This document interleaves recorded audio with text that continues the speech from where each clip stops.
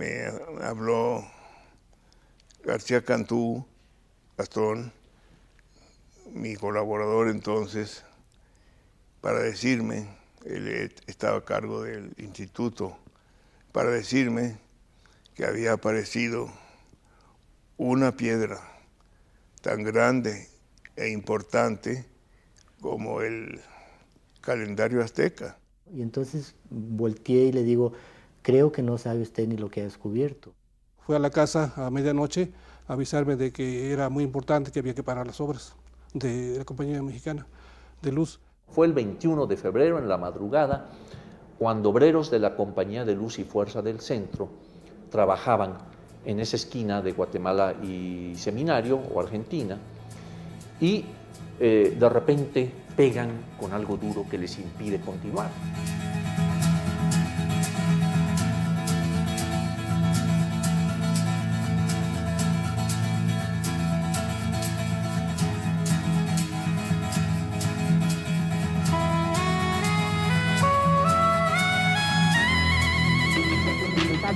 Está temblando, sigue temblando un poquitito, pero pues vamos a tomarlo con una gran tranquilidad. Ay, Chihuahua.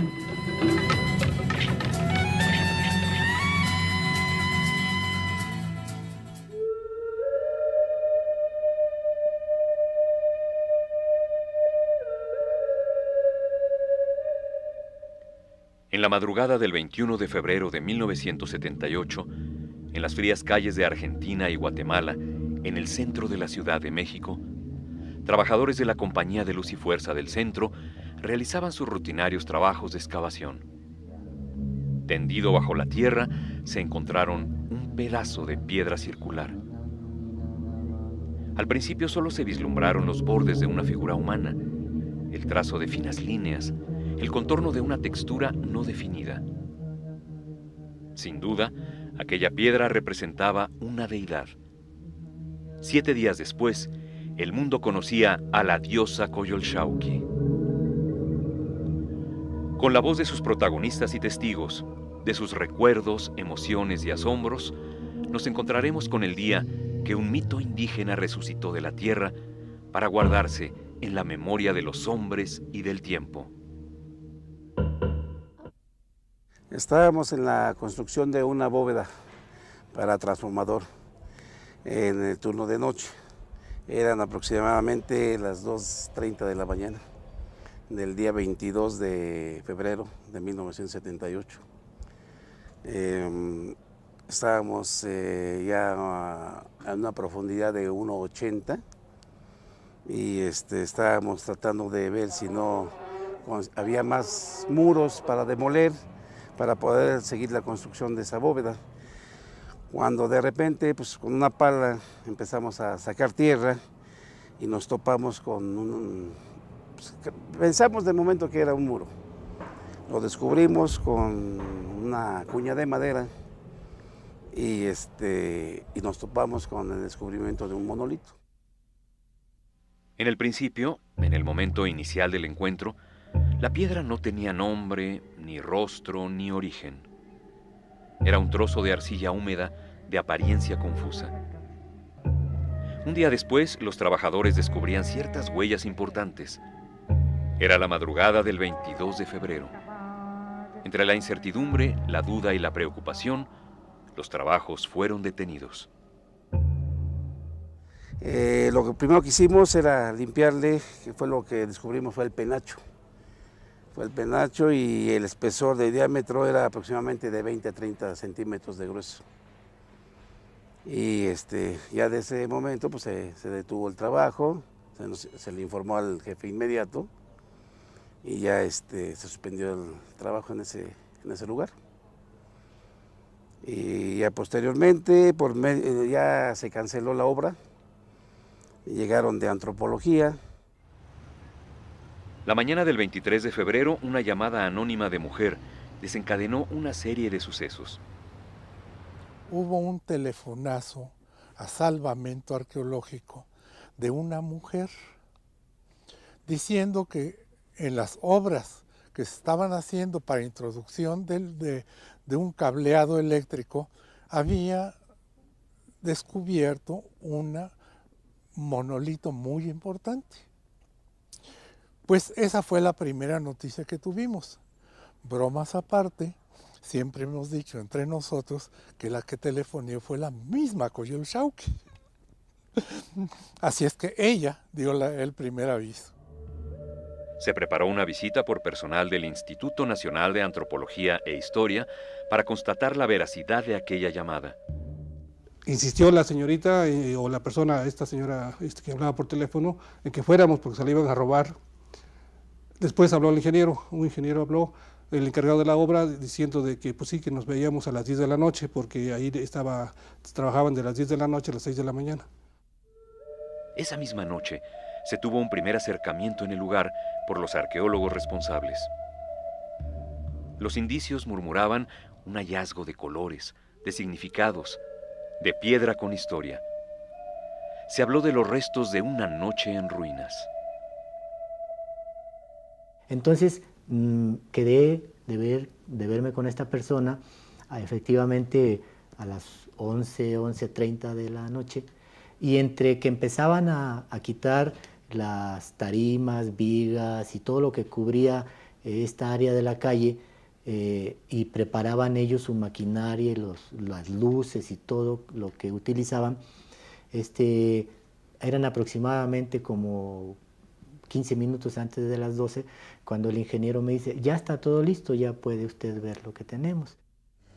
Pues justamente el día que se localizó la Coyolxauhqui y dieron parte a Salvamento Arqueológico del Instituto Nacional de Antropología e Historia, yo tenía una cita para cenar con el arqueólogo Raúl Arana, maestro mío y gran amigo, y bueno, me llamó, me localizó para decirme que me cancelaba la cena, lo cual me sorprendió mucho, y le digo, ¿pero qué pasó? Y me dijo, es que hubo una denuncia y que hay que atenderla, es el hallazgo de una piedra, no te puedo decir nada más, pero que tiene grabado, está en la calle Guatemala, y bueno, pues voy para allá. Y lo que yo vi primero en la parte superior era un área aproximadamente de 4 metros por 4 metros excavada en la superficie, y cuando me aproximé a la banqueta para ver lo que se veía abajo, pues realmente me impresionó, me llamó mucho la atención, porque recuerdo muy bien que me quedé callado. El ingeniero me dijo, me llamó la atención y me dijo, ¿qué le pasa? ¿Vale la pena lo que encontramos? ¿Vamos a poder seguir trabajando? Y entonces volteé y le digo, creo que no sabe usted ni lo que ha descubierto. La Coyolxauhqui es una representación lunar. Su hallazgo nocturno era apenas una consecuencia lógica de la cosmogonía azteca. Aquel monolito enterrado atesoraba datos, símbolos, alegorías y, por supuesto, un pasado constelado de signos. El trabajo de aquellos hombres entreabría las entrañas del pasado. Yo pertenezco a una sección de arqueología, una dirección de arqueología que tiene como finalidad intervenir cuando hay obras públicas o privadas, y de acuerdo con la obra rescatamos una información arqueológica relevante. Esta tradición tiene ya más de un siglo. Las primeras excavaciones de la zona histórica las dirige Leopoldo Batres en 1900. En las calles del Reloj y Escalerillas, hoy Argentina y Guatemala, descubre parte de la escalera de una fase constructiva del llamado Templo Mayor. Don Manuel Gamio, años después, entre 1913 y 1914, excava en la esquina de Seminario y Santa Teresa, hoy Seminario y Guatemala, y se encuentra con el extremo suroeste del mismo templo. El arquitecto Ignacio Marquina, por su parte, elabora la monumental maqueta del Templo Mayor, basado en los relatos de los cronistas españoles. Entonces el ingeniero me dice, ya no voy a poder seguir trabajando. Le digo, yo creo que nunca. Yo creo que hasta aquí llegó su trabajo.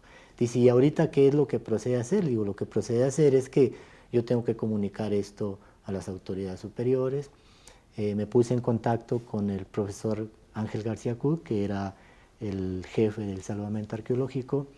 Le comuniqué lo que teníamos, todavía con un poco de incredulidad, me decía si realmente no nos equivocábamos y si valía la pena. Entonces, al confirmarle esto, dice, bueno, porque yo voy a comunicarlo al director del Instituto de Antropología, que era don Gastón García Cantú. El director de Antropología hizo exactamente el mismo comentario, porque él consideró que si era tan importante, pues también lo iba a comunicar al presidente de la República. Para el 24 de febrero, el llamado monolito prehispánico crecía en importancia. No había duda del dios mineral que emergía de la tierra. Arqueólogos y antropólogos entreveían indicios concretos para determinar el rico legado que aparecía ante sus ojos. Afortunadamente, y aquí viene algo que realmente hay que realzar, estos obreros, en vez de que, imagínate, en el turno de la madrugada, ¿no?, rompiendo, ahí excavan, ya se quieren ir a dormir, me imagino están cansados, de repente algo impide el paso, y en vez de romperlo, ¿verdad?, con estas máquinas y decir, ya coloca los cables y ya vámonos, lo detienen y paran el trabajo hasta el día siguiente, en el cual se da aviso a rescate arqueológico, interviene el equipo de rescate arqueológico, es el primero que va a intervenir, ¿verdad?, a las órdenes del profesor García Cook y del profesor Martín Arana. Ellos dos, y sobre todo Martín Arana, es el que ya va a llevar el trabajo excavatorio. Entonces, hacen todo el trabajo de excavación de la pieza. En una semana ya se podía ver todo el contorno de la pieza, que resultaba ser una escultura de 3 metros con 25 centímetros de diámetro, lo cual era una pieza grande, era de la gran escultórica azteca. Pero bueno, la fortuna fue que el relieve no fue destruido. Lo fui a ver por primera vez y lo único que se veía era un codo de la diosa. No se veían los mascaroncitos, esos que tiene aquí con garritas. Y bueno, le dije a Raúl, qué maravilla, yo pienso que es una deidad de la tierra, o que tiene una asociación con la tierra por la presencia de esos mascaroncitos. Le digo, bueno, pero yo tenía a cargo mi trabajo de este museo. Le digo, pero cuando vayas a hacer la excavación no seas malo, invítame, ¿no? Porque será fascinante estar en un descubrimiento como este. Y me corrió la galantería de decirme, ven esta noche. Para el 25 de febrero, las calles de Guatemala y Argentina eran el centro geográfico del país. El conocimiento de una belleza hecha de raíces nahuas se esparcía por las 4 esquinas visibles de nuestra cultura. La proporción del hecho confirmaba los presagios. Para el 26 de febrero, los datos eran múltiples. Al ir descubriendo cada elemento de la escultura, ciertos trazos hablaban y se acercaban al enigma. Aparecía desvanecido el relato del origen. La diosa decapitada y mutilada rompía el misterio de la tierra, el misterio de su identidad, de su pasado. Desnuda de nombre, se vestía de rostro. Se cubría de símbolos y de tatuajes antiguos. Los cascabeles en las mejillas, los brazos cercenados, las gotas de sangre entreabrían su nombre. Pues esa noche estuvimos trabajando ahí. Había mucha gente participó en ese trabajo. Había arqueólogos, había curiosos, había de todo, ¿no? Pero, pues claro, por supuesto los arqueólogos éramos los únicos que estábamos excavando, los demás viendo y apoyándonos moralmente, porque lo que se viera tenía que aparecer en la madrugada, es decir, a las 7 de la mañana entraba Estado Mayor Presidencial y ya todos teníamos que salir de la excavación. Y fue extraordinario el ver que aquel fragmento iba cobrando forma de un disco. El 27 de febrero a las 9 de la noche se quitan los últimos restos de concreto. Se inicia la fase de reconocimiento. A las 4 de la mañana del día 28, la diosa por fin queda libre. En ese instante, en ese momento lleno de magia y emoción, aquella piedra circular, aquel pedazo de arcilla húmeda apenas visible, aquella tumba de piedra, entrega sus misterios. Aparece majestuosa la diosa Coyolxauhqui.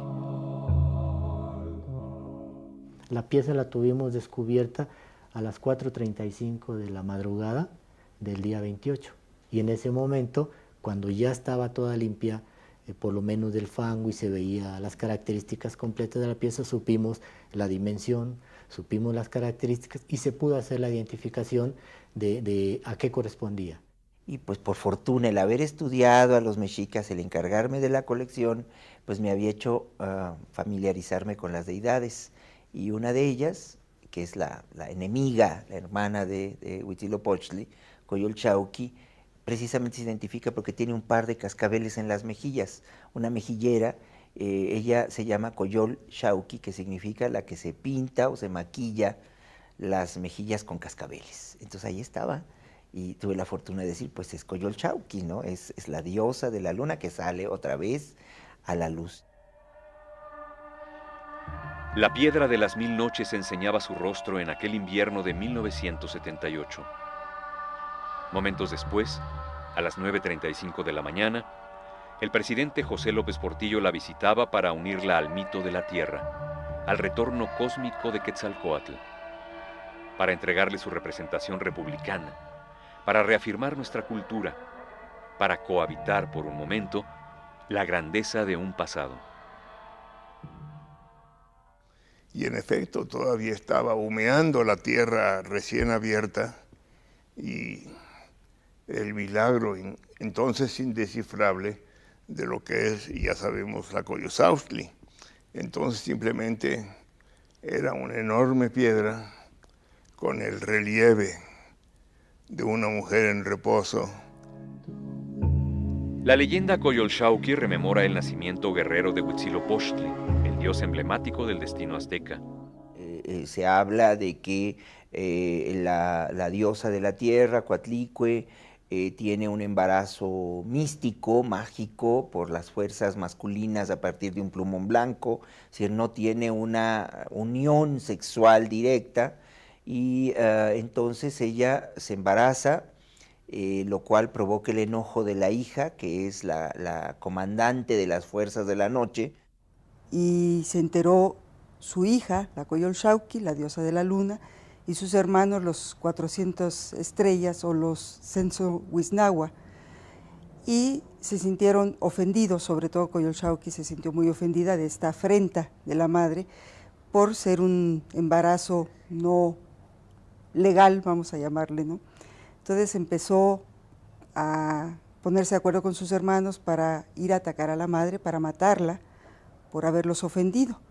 La madre, asustada, hablaba con su bebé, y el bebé, que era Huitzilopochtli, que iban a hacer, le decía: no tengas miedo, madre, en el momento que sea oportuno yo voy a defenderte. El dios poderoso cubierto por un sentido solar, el dios de la representación dual que encarna la vida y la muerte. Por lo tanto, los hijos, comandados por la luna, van a castigar a la madre, que es matarla, y precisamente por esa afrenta, y el sol nace enfrentándose a la hermana, decapitándola, desmembrándola, y que el cuerpo todo sangrante y en pedazos cae a los pies del cerro de la montaña que se llama Coatepec, el Cerro de las Serpientes.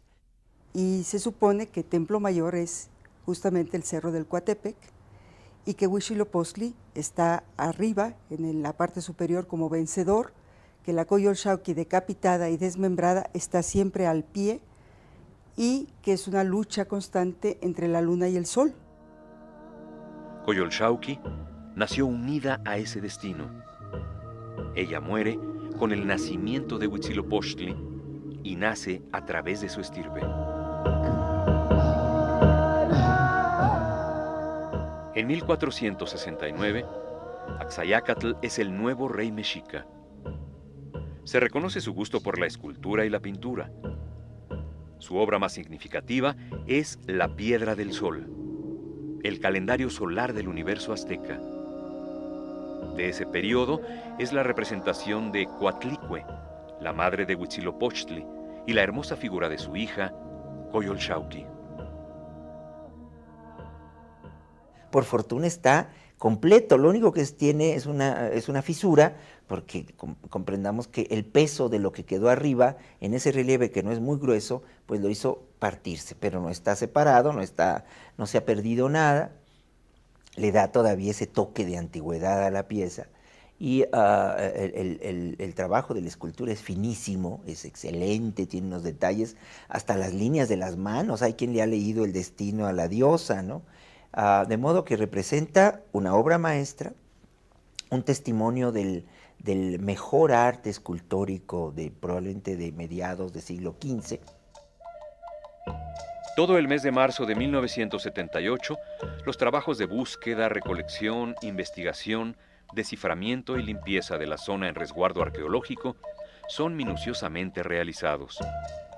Se encuentran piezas de gran valor como la piedra verde y varias ofrendas mortuorias distribuidas en cistas de diversos tamaños.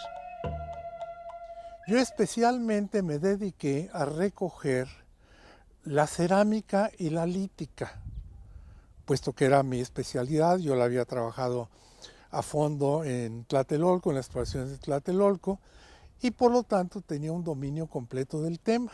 Entonces me aboqué a recoger todo el material arqueológico de tipo cerámico y de tipo lítico, y a trabajar con las brigadas que estaban en ese momento ya interviniendo en la limpieza total del monolito. Entonces todo lo que había en derredor del monolito, arriba y junto, formando parte del relleno, era mi material de trabajo. También yo considero que tuve un gran privilegio al encontrar un caracol, la réplica de un caracol gigas, en un tipo de andesita, que el artista que lo concibió vio la piedra, que era una andesita que tenía una veta gris, e hizo el cuerpo del caracol en la parte rosada y dejó el ala en la parte gris, ¿no? De tal manera que tiene un claroscuro de una manera natural. Es una pieza extraordinaria. El 15 de abril de 1978, con un avance significativo de los trabajos, se inicia formalmente el proyecto Templo Mayor. A través de ese símbolo, de ese edificio, con todo su simbolismo, toda su carga de sacralidad, era el lugar por donde se podía subir a los niveles celestes, se podía bajar al inframundo, y de él partían los 4 rumbos del universo. Por lo tanto, era el lugar de mayor sacralidad que había en esos entornos prehispánicos. Construido por un destino puntual, el Templo Mayor fue el sitio original del universo azteca. En 1325 edificaron en forma de montaña las casas celestes, el templo de sus dioses. El crecimiento solar del imperio se extendió en 7 etapas. A cada triunfo importante, un templo nuevo cubría al anterior. Los conquistadores se embelesaron con la etapa 7, la construida por Moctezuma II. Era como una gran cebolla, como decía Fernando Benítez alguna vez que estuvo por aquí. Era como una gran cebolla que una capa cubría a la otra, ¿no? Entonces un templo estaba vigente, querían agrandarlo, lo rellenaban con piedra y lodo y lo hacían más grande y otro más, y hasta que hemos encontrado 7 etapas constructivas, ¿no? La última fue la que vieron los españoles y destruyeron casi hasta los cimientos. Los nuevos espacios de excavación encontraron muros de piedra roja, serpientes sedimentadas por el tiempo, escaleras múltiples cortadas de tajo. Estos escalones guardaban un misterio. El habla popular llamaba a esa zona Calle de las Escalerillas, nombre de leyenda cuyo significado se reubicaba con el descubrimiento de los 7 templos.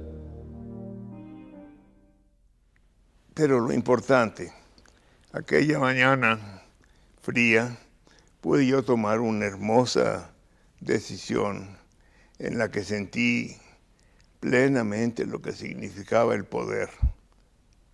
Yo puedo resolver algo que para mí es muy hermoso y trascendental, y entonces pude tomar la decisión de que se descubriera para el día y la noche el templo mayor de los aztecas. El Templo Mayor. El templo de Huitzilopochtli y Tlaloc. El templo situado en el centro del universo y del tiempo, durmió siglos debajo de piedra española. El mestizaje de dos culturas se resguardó amalgamada y semidestruida en el corazón mismo de la cosmogonía indígena. El hallazgo de la diosa Coyolxauhqui, la vencida por Huitzilopochtli, permitió, en una gran paradoja de la historia, volver a levantar el templo del dios de la tierra. Entonces, lo importante fue descubrir la identidad de la Coyolxauhqui, ver las ofrendas primarias que habían alrededor del monolito y dejar propiamente ya dar paso al siguiente proyecto, que con el descubrimiento de la Coyolxauhqui aceleró los trámites económicos en Hacienda vía la presión de la Presidencia de la República para habilitar todo el dinero necesario a ese nuevo proyecto. La piedra lunar cerró sus ojos y durmió siglos de piedra. Cubierta de noche se vistió de polvo, de lluvia, de frío y buscó un sitio para llorar. Su sangre se destiló en granito. Su voz se alimentó de tierra. Aquella madrugada de invierno de 1978 necesitó de luz. Buscó de nuevo lo naciente y en ese instante volvimos a nacer.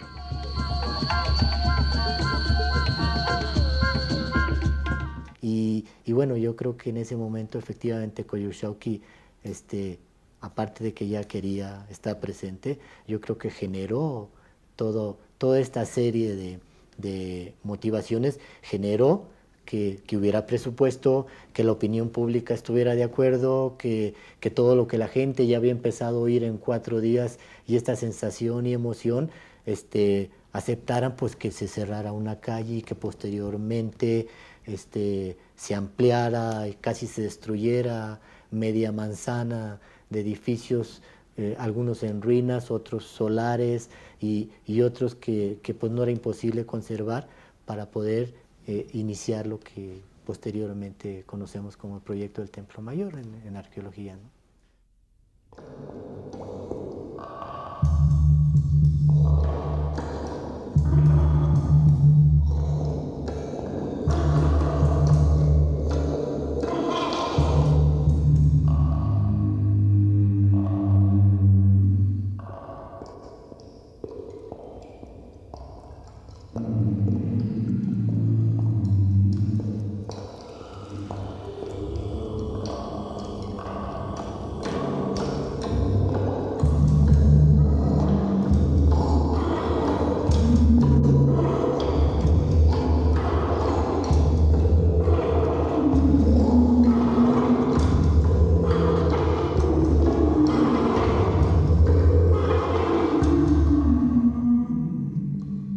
y Guatemala, en el centro de la Ciudad de México, trabajadores de la Compañía de Luz y Fuerza del Centro realizaban sus rutinarios trabajos de excavación.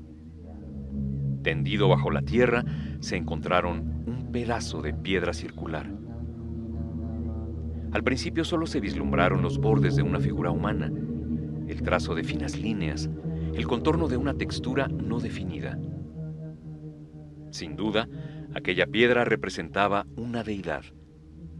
7 días después, el mundo conocía a la diosa Coyolxauhqui. Con la voz de sus protagonistas y testigos, de sus recuerdos, emociones y asombros, nos encontraremos con el día que un mito indígena resucitó de la tierra para guardarse en la memoria de los hombres y del tiempo. Estábamos en la construcción de una bóveda para transformador en el turno de noche. Eran aproximadamente las 2:30 de la mañana del día 22 de febrero de 1978.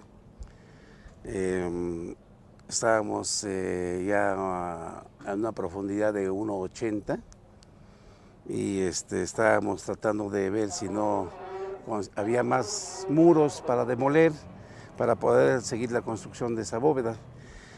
Cuando de repente, pues con una pala empezamos a sacar tierra y nos topamos con pensamos de momento que era un muro. Lo descubrimos con una cuña de madera y nos topamos con el descubrimiento de un monolito. En el principio, en el momento inicial del encuentro, la piedra no tenía nombre, ni rostro, ni origen. Era un trozo de arcilla húmeda de apariencia confusa. Un día después, los trabajadores descubrían ciertas huellas importantes. Era la madrugada del 22 de febrero. Entre la incertidumbre, la duda y la preocupación, los trabajos fueron detenidos. Lo primero que hicimos era limpiarle, que fue lo que descubrimos, fue el penacho. Fue el penacho y el espesor de diámetro era aproximadamente de 20 a 30 centímetros de grueso. Y ya de ese momento pues, se detuvo el trabajo, se le informó al jefe inmediato y ya se suspendió el trabajo en ese lugar. Y ya posteriormente... Guatemala y Seminario, o Argentina, y de repente pegan con algo duro que les impide continuar.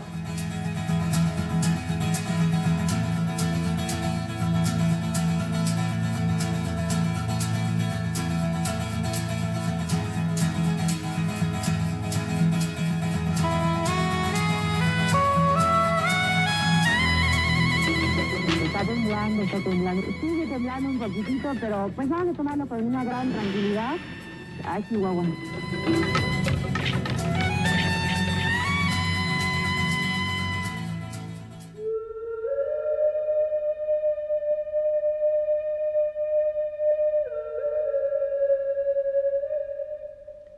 En la madrugada del 21 de febrero de 1978, en las frías calles de Argentina,